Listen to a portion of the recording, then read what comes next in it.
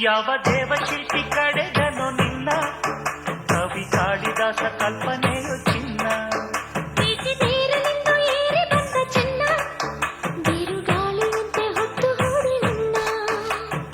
ಊರ್ವಶಿಯ ತಂಗಿಯೋ ಮಾತನಾಡು ಗಿಳೆಯೋ